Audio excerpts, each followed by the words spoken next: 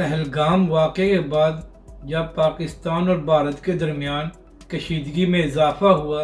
اور ایسے حالات نظر آ رہے تھے کہ بھارت پاکستان کے اندر کوئی کارروائی کرنے جا رہا ہے، تو اسی دوران عمران ریاض خان کا ایک ویڈیو کلپ سامنے آیا تھا جس میں فرما رہے تھے کہ میرے ذرائع یہ کہہ رہے ہیں کہ یہ سب کچھ نورا کشتی ہے۔ تو عمران ریاض خان صاحب جس کو آپ نورا کشتی کہہ رہے تھے، اس میں ہمارے بچے اور عورتیں شہید ہوئی ہیں اور ہماری مساجد کو نشانہ بنایا گیا ہے۔ یہ الگ بات ہے کہ پاک آرمی نے بھارت کو منہ توڑ جواب دیا ہے، جس کے بعد بھارت اور مودی سرکار سیز فائر کرنے پر مجبور ہوئے،